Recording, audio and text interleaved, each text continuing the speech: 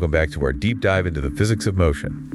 Remember how we started with something as simple as swinging? Yeah, and we uncovered that surprising force called parametric excitation. Right, and then we saw how that same principle is behind all sorts of things, like the giant swinging incense burner. The bat ephemeral. Yes, bow and pharaoh. And then even Foucault's pendulum, that elegant proof that the Earth is actually rotating. And in part 2, we took things in a completely different direction, exploring gyroscopes. Oh yeah, from those simple spinning tops all the way to the amazing hemispherical resonator gyros. Or HRGs for short. Right, HRGs, the ones that guided the Cassini spacecraft all the way to Saturn. It's incredible, isn't it, how those spinning things based on, well, such fundamental physics allowed us to navigate billions of miles through space. Exactly. And now get this, for part 3, we're going to shift gears a little bit to see how these principles are actually working in the technology we use every single day. You might be surprised to learn that the same physics that makes a swing go higher and a giant incense burner swing back and forth is also at work in your smartphone. And even virtual reality headsets. Can you believe that? It really speaks to the universality of physics, you know, those fundamental laws of motion that connect everything in the universe. So to illustrate this, we're going to follow a family as they explore this technology through time exhibit. Imagine like a science museum, right? Right. With, let's see, 11-year-old Maya. She's always curious and full of questions. And then there's her little brother, maybe 6 years old, Alex. Yeah, he's more into like the hands-on stuff. And of course, you got the dad, Daniel. He's an aerospace engineer. Oh, so he loves explaining all the science behind everything. And let's not forget Mom, Sarah. She's got that knack for connecting complex ideas to everyday life. Okay, so picture this. You're walking through the museum with them, and they come to a stop at this display case filled with tiny, intricate electronics. Microchips, circuit boards, the works. Maya's not that impressed at first. You can almost hear her sigh, right? Microchips, boring. Typical 11-year-old. But Daniel, being the tech enthusiast that he is, spots something really interesting. Hold on, Maya. He says, take a closer look. See that tiny square? That's a gyroscope. A gyroscope, she says, on a chip. Seriously. That's even smaller than the one on my phone. And of course, she whips out her phone for comparison, right? Now she's interested, and this is where Daniel really shines, explaining that this little marvel is called a MEMS gyroscope. Short for micro-electromechanical systems. He tells her that these MEMS gyroscopes are like miniaturized versions of the same technology used in spacecraft navigation, but shrunk down to an almost unbelievable size. It's mind-boggling, really. And then Sarah steps in, holding up her phone, and says, "Remember how the race car in your game turns when I tilt the phone, Alex? That's because of a MEMS gyroscope inside." Alex, who was getting a little bored with all the technical stuff, suddenly picks up. Whoa, really? So it's like a tiny robot brain that knows which way I'm tilting. And Daniel, beaming with pride, says, you got it. And it's not just phones. These gyroscopes are everywhere. In virtual reality headsets, cars, drones, robots, they help these devices sense movement and orientation, just like the gyroscopes in spacecraft. And this sparks a question from Maya, who's starting to see the bigger picture.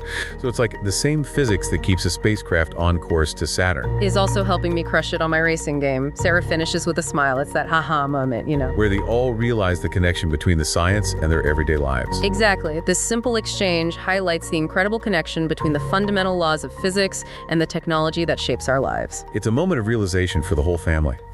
And hopefully for you too.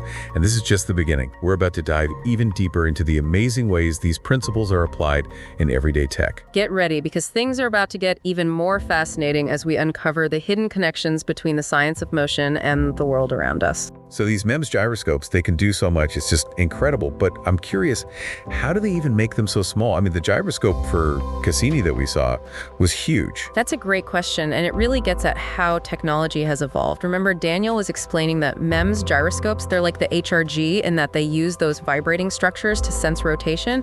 Well, instead of a large quartz hemisphere, they use these incredibly tiny silicon structures. We're talking microscopic. Microscopic. Wow, that's just mind-boggling. I can hardly imagine something that small actually working like a gyroscope. Right. And not only are they tiny, but they also need to be incredibly precise. Daniel's explaining this to the family as they look at this magnified image of a MEMS gyroscope. I can picture it. He says that these tiny silicon structures, they're shaped like tuning forks or vibrating rings, and they're incredibly sensitive to even the slightest rotation. Oh, wow. And he's like, just like with the HRG, these devices need incredibly precise frequency matching and balancing to function accurately. So it all has to be perfectly in sync.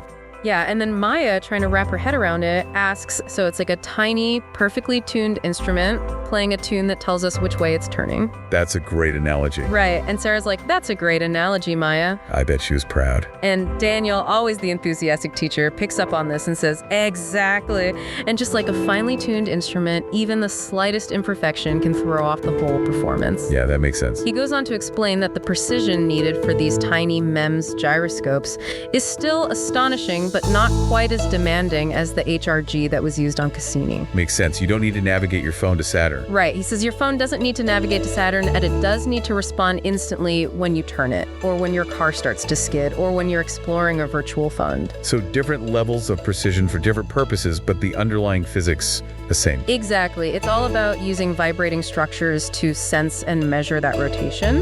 Okay, so we've talked about these different gyroscopes, but I'm not entirely clear how they connect back to that concept of parametric excitation we discussed in part 1. Ah, yes. That's a crucial connection, and it really shows how Daniel's bringing all these ideas together for his family. He's a good teacher. He takes them back to the beginning of their journey, back to that playground swing. Remember how we talked about how you pump your legs on a swing to make it go higher, he asks? Oh, yeah?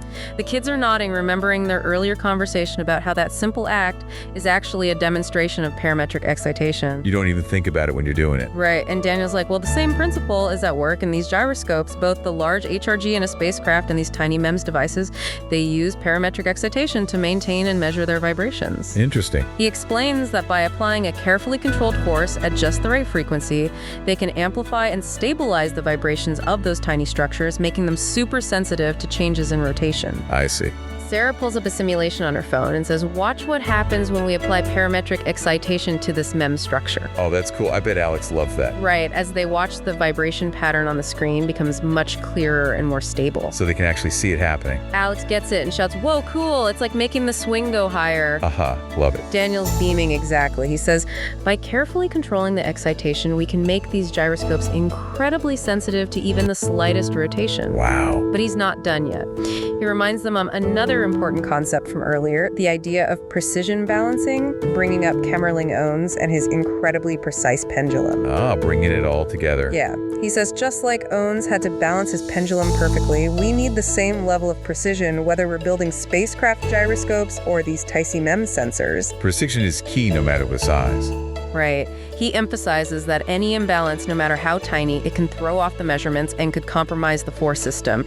It really shows how important meticulous engineering is and how scientific principles connect across all these different scales. That's fascinating. Maya, always thinking ahead, brings the conversation back to space exploration. So how precise was Cassini's navigation? She asks, her eyes wide with wonder. Good question. I'd want to know that too. And there's this dramatic pause as Daniel's about to reveal something truly astounding and incredibly precise.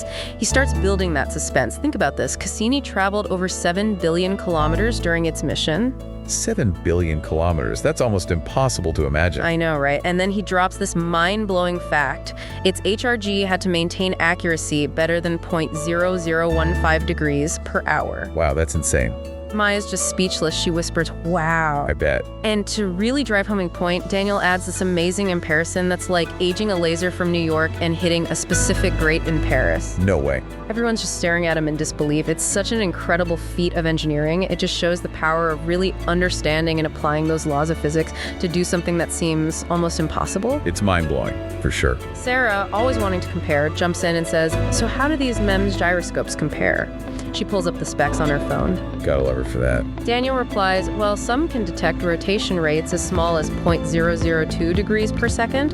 Not quite as precise as Cassini's HRG, but still remarkably sensitive. Still incredibly impressive. He explains that this level of precision is perfect for what they're used for. Our phones don't need to go to Saturn, but they need to be responsive when we turn them, or if our car starts to skid, or when we're in a virtual world. Yeah, that makes sense. Maya, summing it all up, says, so whether we're exploring space or just playing games, we're using the same amazing physics. Daniel finishes, his voice full of excitement. We're all using the same beautiful physics. It's a powerful moment for everyone, connecting these big ideas to everyday life. Yeah, you can really feel that sense of wonder. It's been quite a journey from swings to Saturn, right? We've uncovered these fundamental principles that are behind everything from toys to spacecraft. And now we see how those same principles are in the devices we use every single day. It's amazing how it all connects together. But we're not, You know? Absolutely, and it brings us back to our family and the museum. As they're getting ready to leave, Maya turns to her dad and asks, "So what's next? What other cool things can we do with all this physics we've learned about?" I love that question. And this is where Daniel really gets to share his passion for science and engineering. He starts explaining how the possibilities are practically endless. It must be so inspiring for her to hear that. He talks about how researchers are using these principles to develop new types of medical sensors, ones that can detect those tiny, tiny changes in the body, which could lead to earlier diagnosis and treatment of diseases. Wow, that's incredible. And then he describes how engineers are using the physics of motion to design things like more efficient wind turbines and solar panels, helping us move towards a more sustainable future. That's so important. And he even mentions the mind-boggling potential of quantum computing, which relies on some of these same fundamental principles that we've been talking about, to manipulate information at the atomic level. It sounds like the future of technology is going to be even more amazing than what we have today. It most definitely is. And the most exciting part is that we're really just scratching the surface of what's possible. As we keep exploring and understanding the universe, who knows what incredible discoveries and innovations are waiting for us, right? It's pretty inspiring to think about. And I think that's the most important thing we can take away from all of this. The physics of motion. It's not just some set of equations or abstract concepts. It's like a key that unlocks a whole world of possibilities. I like that. A key to possibilities. And it's a great reminder that science isn't just about understanding the world around us. It's about using that knowledge to create a better future. So as our family leaves the museum, their minds are buzzing with all these new ideas and a sense of wonder about the world, right? And for you, our listener, we hope this deep dive has left you with a similar feeling. The next time you see a kid on a swing, or you use your smartphone, or you hear about some new groundbreaking technology, just remember that incredible power of the physics of motion. It's a force that connects us all, from the tiniest little microchip to that vast expanse of the cosmos. This has been The Deep Dive. Keep exploring, keep asking those questions, and keep discovering that amazing world of science all around you. See you next time.